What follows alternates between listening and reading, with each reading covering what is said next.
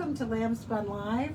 We are all about Christmas and cashmere, and we're also about monarch butterflies today and how to preserve their heritage and their livelihood. So we have a guest named Wendy who's going to assist me in explaining to you why we care about the milkweed, we care about the monarch butterflies, and we thought we'd just show you some fun things we have for the holidays. In addition to, at the very end, we're going to show you one of our weavers was inspired by Julie Powell, the designer who was here, and she did a fantastic weaving that was totally inspired by that workshop. She's not able to come to our little reunion party, so she lent us her weaving so that we can show it today. So we've got a full day. Lots of stuff going on. But we'll be quick. I have to just brag because it won't be here long. She's about to pick this up. This is the restored wheel that Dan worked on, and it's in absolutely beautiful shape. And we just wanted to just point it out while it's here because these things are rare. We want to keep them out of the dumpster and into the hands of loving fiber artists. And way to go, Dan, for restoring these things. And happy late birthday, Dan. Exactly. I'll show this in a minute. We have to show one of our spinners' latest spinning. She just learned just this last month. And this is just a wonderful melange fiber that is now available. And we call it melange because it has everything, and it has a little silk, all different colors, a little wool, but it's very much like a field of little flowers this time of the year. It's really pretty. And with our cashmere emphasis, we had to point out that we have cashmere haze is no longer available except in, just limited quantities because they're discontinuing it. But it's a lovely yarn, and we carry it for plying. For a little bit. For as long as we can. We have a nice selection of colors. These are limited edition also, pure cashmere, and this one is a merino cashmere blend. Just some beautiful, if you need that one special skein for husband, friend. And so soft. And so soft. And then Paula just discovered this color combination, and it's plied with the, this is actually all alpaca. The baby alpaca is almost as soft as cashmere, and we're doing more and more of this. Colors. The cashmere is becoming rarer and rarer, it seems to get, so we're using it strategically and loving what it does. And so for people who might not know what cashmere is, what animal does that come from? So the cashmere we have here is from cashmere goats. They're from all over the country. We even raise them here in Fort Collins. Historically, they've been very famous in the Himalayas. Their fiber is super fine, and that's why it's treasured. It's in the most valued sweaters and knitwear, and it's hard to collect because these are wild animals, and typically they shed on the rocks and it's collected. So it's very different from a big herd of sheep that you shear. Right. And with imports getting harder in some of the countries, we're just fortunate to have what we have, and we use it well, or try to use it well. This is a new fiber blend that you'll see featured in our next Savings Club. And we've added an accent of a fawn, natural colored fawn cashmere. So this is a beautiful colors. It's light as a butterfly, and it's so soft. So it's very in keeping with today's themes. This is the fibers, just so you can see. This will be how they're packaged. And this cashmere has been gently blended on a blending board, mixed with silk, Corriedale merino wool. It's so soft. It's nice. Like a cloud. It is very much like a cloud. And before we go into this interesting plant, we'll just point out this is another one of our featured fibers. And what's unique about it is that it actually is spun not only with some silk and a cashmere or alpaca, but it also has milkweed in it. And the milkweed is also called parachute silk is the shiny, it's the real wispy, and it's been gently felted in so that it doesn't shed, or very little shedding, and it goes perfectly with this metallic, and what a lovely holiday look. I know, it's pretty. So without further ado, we're going to now talk a little bit about preserving monarch butterflies and the native Fort Collins plants and throughout the nation that we can grow to promote this dye plant and great source of fiber and renewal for the monarch butterflies. So this is Wendy. Hi everyone. It's my pleasure to be here with you today. I wanted to share information about monarch butterflies and showy milkweed, which is a native wildflower in the Fort Collins area. So it is native to Colorado. It's native to Fort Collins, right where we stand. And it's a wonderful plant. It's a perennial plant, and it gets to be 4 feet high. That's stunning. And on each stalk, it has multiple wildflower clumps. The flowers are about, the clump, each clump is about the size of a grapefruit. Oh, okay. With flowers on Beautiful, little tiny 360 flowers. all around it, and little star-shaped flowers. And the smell of these flowers is amazing. It's the most incredible Romantic. scent. Yeah.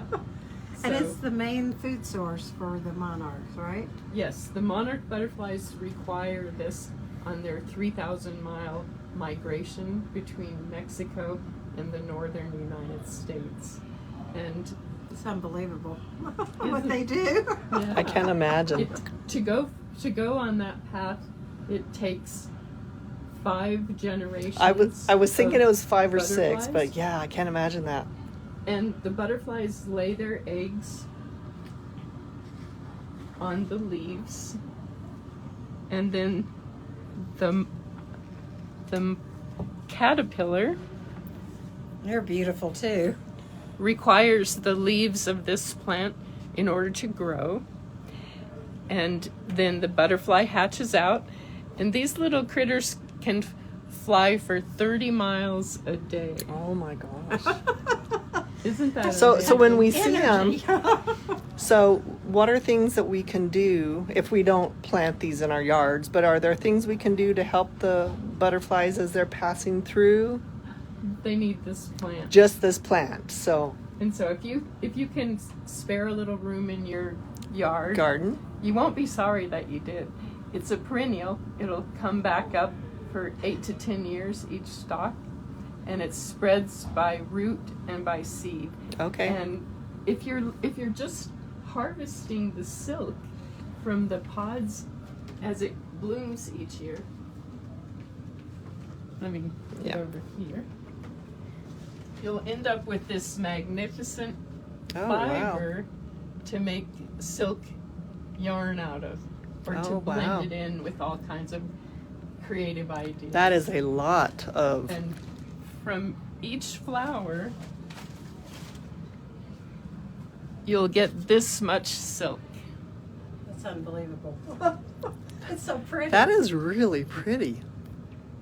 So every single flower will deliver this much silk. And each So seed, when you say flower, does that mean like the whole plant or are any of these this down is- here? when I say each flower, each one of these clusters Oh, okay. turns into silk, and here's how many flowers are Would be on along a each plant. stalk. Oh wow. So It's prolific. like this one had 1, 2, 3, 4, 5, 6 clusters Okay. on it.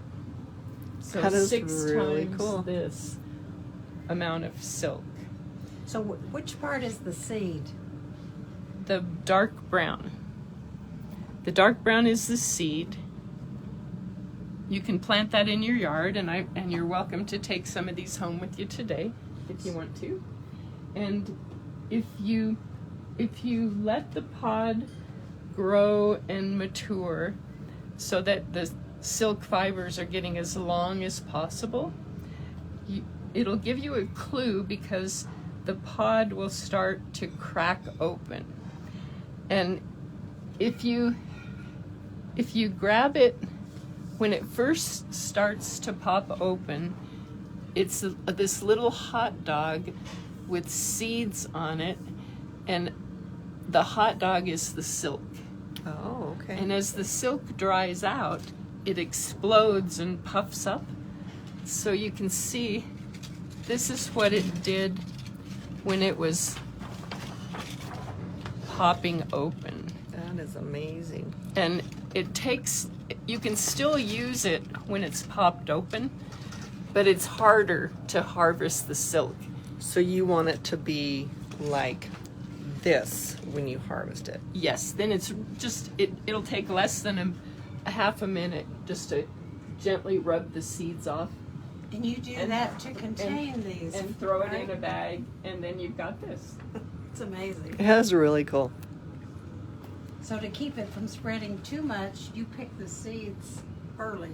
Is that right? No, I let the pod mature completely. I want the seeds to be fully mature because I donate them to the city of Fort Collins natural area. Oh, okay. And they're repopulating That's awesome. land all They're going to around. be everywhere. Yeah, so do you know where, like, obviously, I don't know if we would see any right now because it's... Oh yeah, you'll see it everywhere. So do you know where we could see some in the wild, per se? When you're driving around, look around on the road. And that's if what you we're see going to look stuff for. like this, about 4 feet high, that's milkweed. Okay. And what's going to happen is those seeds, the wind will blow, and they'll take off and start their journey. So this little critter with the silk parachute, Mm-hmm. it can fly. It is like a parachute. And such beautiful symmetry and just beauty. Really pretty. It's an education just to learn about this and to find out that it's local in Fort Collins. Yeah. And And it grows like this, so there'll be a bunch of it all together. See, and I think I've seen some of that, like in the summertime when it's blooming, but I had Yeah. no idea what it was. Yeah. do they require a lot of water? None. I figured if they're native to It's here, a native they wouldn't. plant. The birds brought the seeds into my yard about 25 years ago, and it's been happily growing in the rock mulch. I never watered it once, and it's Okay. just doing its thing. You're going to save the monarch. I mean, what a calling is this? I know. We're happy to have our small part of it. And if anyone is a spinner and wants some of the silk fiber, we're happy to include a little bag of it with an order, or if you're coming into the store, we'll give you some, and we'll just keep spreading the good word of what this is all about. It's really been awesome to hear about it and learn about it.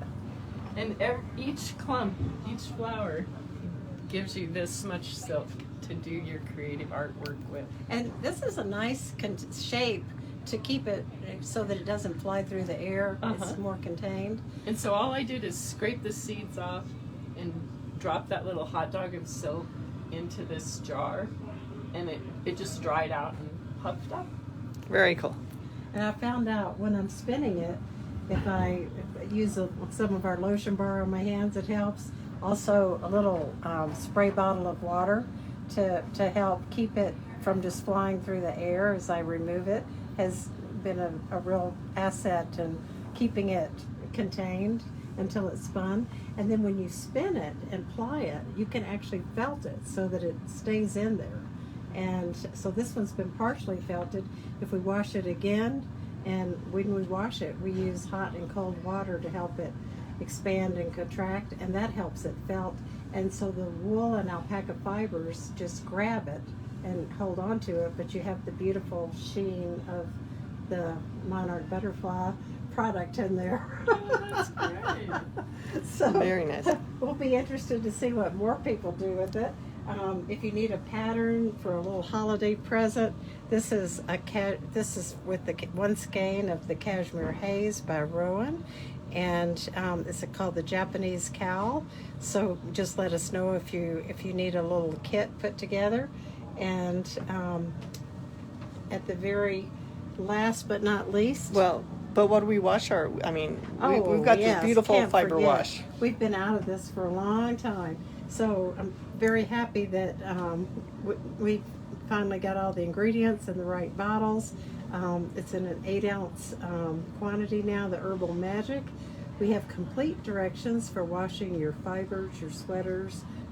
Just let us know if you want a big, handout on that. It smells wonderful. It's biodegradable. And it really natural does oils. last a long time. Lasts a long time. If you're using silks, cashmere, monarch butterfly types of ingredients. Because a little goes a long way. A little goes a long way. And if we're doing sweaters or even knitwear items, we recommend you're using a lingerie bag. A zippered bag just keeps us from felting it. It keeps it from being handled as much. You can then pick it up easily. You can put it in a big towel and just roll it up and squeeze the towel without wringing it. Prevents felting and keeps it real nice and soft and fluffy. It's a great way to wash your sweaters. And this weaving, we have to just point out, was It was fun. Somebody had left some yarn on a loom. So this is what you can do with leftovers. And Lori has created a beautiful table runner here.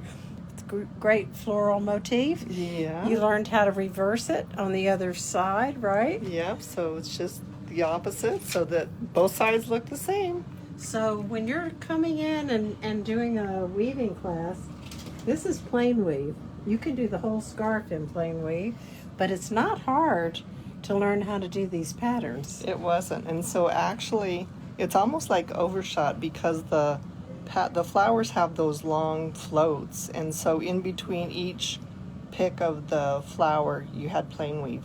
So it's a very stable fabric. So the blue just covers up the plain weave in these areas right here. So this is behind all of those block areas, so it's secure. Yeah, so you could actually cut all that flower out and you would still have have the plain weave behind it. And this is doable, right? Oh, it was easy. The threading was simple. It wasn't just your 1 through 8, but it was still very simple. A beginner can do it. Harness weaving, was this 4 harness? It was on an 8 shaft. An 8 harness loom. We have both 4 and 8 for classes, just so you know. Mm-hmm.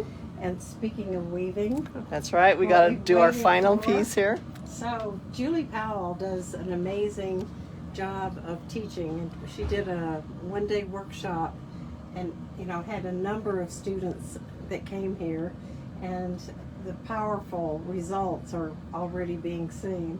She had the students make color cards of something that they were inspired by. So this one is by Kay, and she had brought in this photograph, and Julie helped her assemble the yarns, put together the colors in the right percentages, and it's so easy to see how this then translated to this magnificent shawl. I'll just hold it up and let you see this amazing creation. Very, very, very pretty. And she's got some of the clasp weft weaving in there from Shauna's class. It's beautiful. Silk boucle that we dye here, beautiful yarns. And she said she would always want to do, or certainly very frequently do this for her designs, because it was so much more meaningful than. She said it really helped her, and it's a beautiful weaving. So we can't wait to show Julie. She hasn't seen it yet, and we'll be having a little reunion party towards the end of the month. We'll let you know the date for that, and you can stop in, see Julie again, and meet the other artists that took her class. So we'll see you next week, and it'll be fun.